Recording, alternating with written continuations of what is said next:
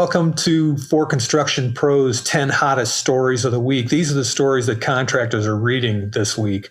I'm Larry Stewart with For Construction Pros. And I'm Gigi Wood with For Construction Pros. In this podcast, we talk to Richard Branch, Chief Economist at Dodge Data and Analytics, about the construction outlook and how quickly he expects the economy to rebound. In Equipment Today editor Becky Schultz talk about ways spending on infrastructure could boost the industry. Number 9 on the list is women in construction. Calling a spade, construction has a diversity problem. This is a perspective from outside ForConstructionPros.com, one that we're proud to bring, that suggests that complaining about a labor shortage with such low hiring of women and minorities in construction is like going hungry because you only want pizza during a global mozzarella shortage. There's a demographic shift going on that's reducing the pool of white men to dominate the construction industry. And we really can't afford to go forward with only 1% of workers in the field being women, 6% Black, and 2% Asian. For example, women make up 51% of the U.S. population, and if the current construction workforce reflected that demographic, the industry would have 55 million more job candidates. Now, not all of those 55 million women are fit for work on a construction site.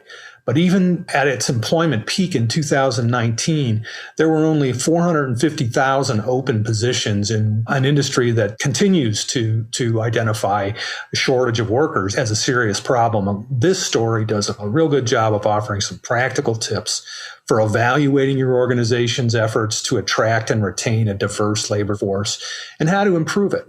All eyes are on Congress as we wait to hear what will happen with a possible infrastructure bill. Democrats want something big and bold, while Republicans want to temper spending. There's insight here from highway experts on what they think should happen with the funding. Number 7 on the list is a shortage in form ties that Concrete Foundations Association says could shut down residential construction. James Beatty, who's executive director of Concrete Foundations Association, says that the shortage of steel form ties is not only reducing production capacity for contractors, but also threatening to shut this record housing construction market down temporarily. The CFA is advising contractors on how to address the confluence of intense demand, changing purchasing practices, depleted raw materials, and tariffs on imports to keep production high throughout this shortage. This next article addresses the gas tax and how some states are experimenting with new ways to fund highways and bridges. The Federal Highway Administration has awarded $18.7 million in grants to several projects that will test new ways of paying for these important projects. Yeah, the old ways of funding the highway construction just don't seem to be working. And it's funny how few other developed nations are using gas tax to do that when you look at the ways that it works across the board. Number 5 on the list is 10 things to do before the paving season starts. Spring is not just about getting equipment ready to work.